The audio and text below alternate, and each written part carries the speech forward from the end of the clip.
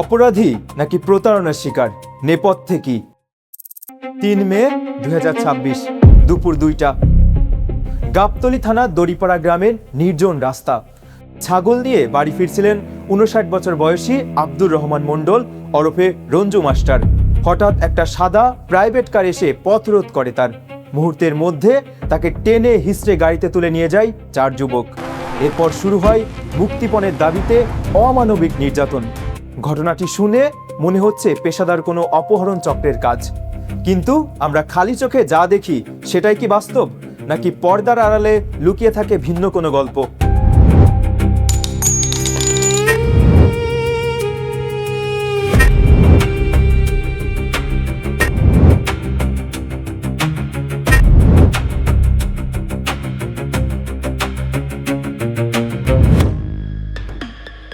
ঘটনার সত্যতা ও ভেতরের গল্প খুঁজতে মাঠে নামে চিফ টিভির গাবতলী প্রতিনিধি শাকিল জোয়ারদার ও বগুড়া প্রতিনিধি শুভজিৎ সরকারের নেতৃত্বে অনুসন্ধানী টিম।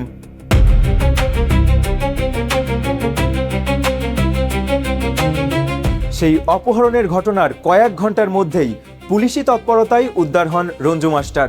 গ্রেপ্তার হন ২৪ বছর বয়সী মিনহাজুল ইসলাম। পুলিশ ও সাধারণ মানুষের কাছে তখন মিনহাজুল একজন কুখ্যাত অপহরণকারী। কিন্তু গাবতলী মডেল থানার ওসির ফেসবুক পেজে প্রকাশিত ভিডিও জবানবন্দিতে মিনহাজুল যা বলেন তাতে স্তম্ভিত হয়ে যায় পুরো এলাকা। ২০১৯ সালে একটা চাকরির কারণে টাকা দিয়েছিলাম ২,৪০,০০০ টাকা। চাকরিটা হলো সিআরএস একটা কোম্পানি। ওই টাইমে মাহবুব চেয়ারম্যানকে বিচার দেওয়া হয়। বিচার দেওয়ার সময় উনি আর আসে না। তারপরে মাহবুব চেয়ারম্যান বাধ্য হয়ে একটা সালিশনামা করে দিল। রোহানের সাথে তোমার কথাটা বলো। কালকে রাতে 10টা দিয়ে ফোন দিচ্ছে, বলছে ভাই আপনি আমার টাকা পান, আমি টাকাটা উঠে দেবো। আমি বলছি টাকা উঠে দেবেন ভালো, কিন্তু ভাই এটা কথা কি, উনি কিন্তু আমার স্যার হয়। বলছে কীরকম স্যার? আমি বলছি ভাই উনি আমার ক্লাস 8 থেকে লেখাপড়া করেছে, 3 বছর ওর কাছে প্রাইভেট করছে, কিন্তু কিছু বলা হবে না, সম্মানের সহিত তুলতে হবে। মিনহাজুলের যুক্তি, তিনি অপহরণকারী নন। ২০১৯ সালে চাকরির আশায় শিক্ষক রঞ্জু মাস্টারকে 2,40,০০০ টাকা দেন তিনি, কিন্তু 4 বছর পার হয়ে গেলেও চাকরিও দেয়নি, টাকাও ফেরত দেয়নি রঞ্জু মাস্টার। এরপরে আসলো, আমি রাস্তায় দাঁড়ানো হয়ে আসলো, নাম্বার দিয়ে ফোন দিল, ফোন দিয়ে কথা বললো, কথা বলে বলতেছে ঠিক আছে আপনি রাস্তা দিকে আসেন, আমার সাথে কথা আছে। রাস্তার দিকে আসলো, ওরা উঠবে না, ওরা জোর জবস্ত করে তুললো। কিসে তুললো? প্রাইভেট কারে, ইটালির ভিতর নিয়ে গেল। ঠিক আছে, একটা ব্রিজের মতো আছে, ওই জায়গায় বসলো। এদিকে কিছু কিছু কথা ইয়ে করলো, দেখে দুটো বাড়ি মারলো। বাড়ি মারছে? হ্যাঁ। কে মারলো? রোহান। দুটো বাড়ি মারছে। ভাই স্যার হয়, ওটা আমার স্যার হয়। কয় আপনি চুপ করে থাকেন, আমি টাকা চলতেছি। আমার ভাই এটা কিন্তু কথা ছিল না, আপনার ছেলে হলে ফাঁড়ির মাধ্যমে টাকা তোলা। এই রহস্যের জট খুলতে মাঠে নামে চিফ টিভির অনুসন্ধানী দল। আমরা কথা বলি স্থানীয় সাধারণ মানুষের সাথে। এটা এখন মিথ্যাবাদী হলেও হয়তো নাতে তার কোনো দিনও ছোট থেকে বড় হলে আমরা কোনো সমস্যা দেখিনি বাবা। টাকালা ঝামেলা সেটা শুনি, এই ঝামেলা শুনি। চাকরি দেওয়ার জন্য টাকা জমা দিয়েছিল, এই সমস্যা। আমার বাড়ির পাশে তার বাড়ি, এ বিষয়ে সে কোনোভাবে জড়িত না। সে আমাদের এলাকারই সন্তান, সবসময় এলাকায় ব্যবসা করে, সে অনেক ভালো। কিন্তু আমি যতটুকু জানি, যতটুকু শুনতেছি, চাকরির বিষয়ে 2.5 লক্ষ টাকা দেওয়া হয়েছিল দড়িপাড়া মন্দিরে। এই বিষয়ে ভিত্তিতেই তাকে হস্তক্ষেপ করা হয়। আশ্চর্যজনকভাবে পুলিশের খাতায় যে অপহরণকারী, স্থানীয়দের চোখে সে এক শান্ত ও ভদ্র ছেলে। শুধু পাড়া প্রতিবেশী নয়, খোদ পুলিশের ফেসবুক পেজে দেওয়া পোস্টের নিচে বেশিরভাগ মানুষই দাবি করছেন মিনহাজুল কোনো পেশাদার অপরাধী নন, বরং প্রতারণার শিকার হয়ে নিজের জমানো ক্ষোভের বহিঃপ্রকাশ ঘটিয়েছেন তিনি। মানুষের এই গণদাবি আমাদের বাধ্য করে আরও গভীরে যেতে। চিফ টিভির প্রতিনিধি ছুটে যায় স্থানীয় গণ্যমান্য ব্যক্তিদের কাছে। দুইজনই আমার প্রতিবেশী। এরা কোনো এক সময় এসেছিল আমার কাছে। রঞ্জু মাস্টার হলো ইউনিয়ন আওয়ামী লীগের একজন নেতা, প্রভাবশালী ছিল খুব। তখন এই মিনহাজুল চাকরির জন্য তাকে টাকা দিয়েছে 2,40,০০০ সামথিং এরকম।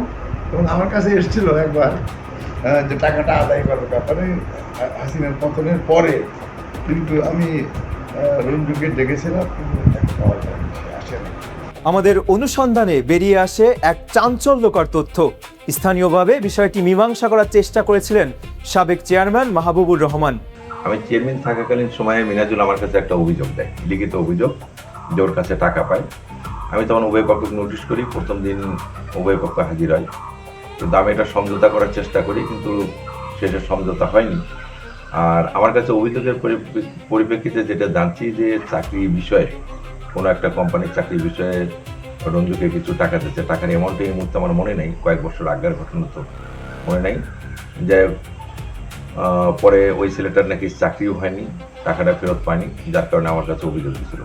কিন্তু পরবর্তীতে আমি আবার তাদেরকে ডাকি, কিন্তু ওই রঞ্জু গ্রুপ এটা তারা সাড়া দেয়নি, আসেনি, যার কারণে আমি ওই সময়ই পরামর্শ দিয়েছিলাম যে তোমরা আইনগত কোনো ব্যবস্থা নাও। গাড়িতে বসার কথা বলে পরে আর বসলো না, আমরা আওয়ামী লীগের লোকের চাপে পড়ে গেলাম।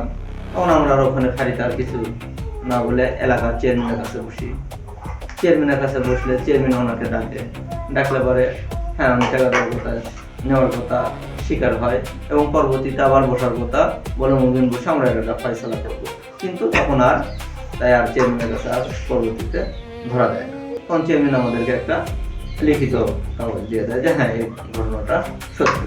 শুধু মুখের কথায় বিশ্বাস করতে চায় না আমাদের অনুসন্ধানী টিম।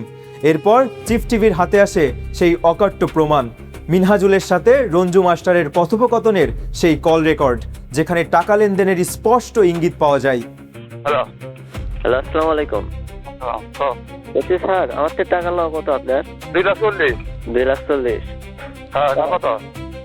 না এটাই। তা এখন কবে কি দিতে চাচ্ছেন নাকি? আমি কত দিবি না দিবি, আমি কি বলি যখন দিবি তখন তো লাগবি। তা কবে দিচ্ছেন? কত আমি কখন আমি কখন দেবো সে কথা বলি না, আমি কাকে দেবো?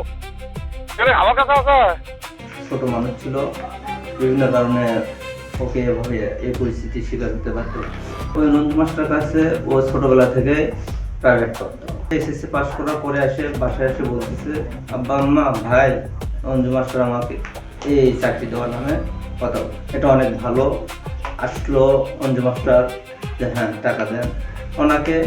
আমার বাড়ি থেকে আমি এবং আমার কলিগ তরিকুল ইসলাম আমরা নিজের টাকাটাকে গুনে দিলাম। এরপর আমরা সরাসরি যোগাযোগ করি আব্দুর রহমান মণ্ডল ওরফে রঞ্জু মাস্টারের সাথে। এখন ঘরে লোকে মিলে তারপরে মস্তাল নিয়ে এসে মানে অপহরণ করে গেছে, নিয়ে পেছন করতে বুঝছো, ছাগল নিয়ে আসছি তখন ওই কারবারি করে মেশন গুলো দিয়ে আমাদের ফোন দশে সার এটা করবো। তুমি দশে বড় বাড়ি বুঝি একটা বাড়ি হচ্ছে ইয়ে করে থেকে পারে মানিয়ে তাহলে আচ্ছা তোমার সে কোথাও আসো কিন্তু কোনোভাবে ফিরে ফোন করতে হচ্ছে যে আমি তো যাবো এখন কেবল হয় সমস্যা বুঝতে করবো। তো ওই কথাটা তোমরা আছে মানে আসছি আসছি সুগর বাচ্চারা গাড়ি নিয়ে এসে সামনে গাড়িতে তাহলে প্রশ্ন জাগে, আইনের চোখ কি কেবল ঘটনার উপরের অংশই দেখবে? 3 তারিখে একটা মামলা ছিল ছাত্র শিক্ষক অপহরণের। বর্তমানে কি কোন পর্যায়ে আছে মামলাটা? একজন আসামি অ্যারেস্ট করছে আর 3 জন আসামি পলাতক আছে, তাদের ধরার চেষ্টা করছে।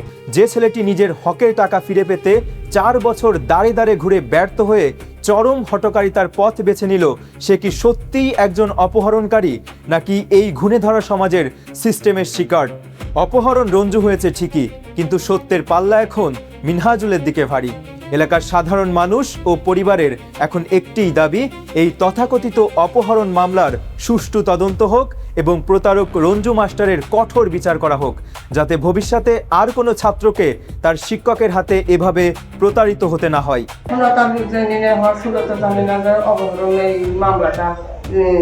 দিবি আমার ছেলেরা টাকা দেবে, টাকার জন্য বিনিময়ে টাকার জন্য তুলে দিয়ে গেছে। আমরা এখন সুষ্ঠু সঠিক বিচার চাই। হয়তো সঠিক তদন্তে ছাড়া পেয়ে যাবে মিনহাজুল, সাজা হবে রঞ্জু মাস্টারের, শেষ হবে এই গল্পের। কিন্তু দেশ থেকে মুছে যাবে কি সব অপরাধ? হয়তো এমনই কোনো ঘটনার পেছনের ঘটনা নিয়ে দেখা হবে পরবর্তী এপিসোডে। সে পর্যন্ত ভালো থাকুন, সুরক্ষিত থাকুন। আজকের মতো বিদায় নিচ্ছি, আমি মোহাম্মদ তুইন হোসেন। কিন্তু বিদায়ই শেষ নয়, সত্যের সন্ধানে আমাদের এই যাত্রা চলবেই।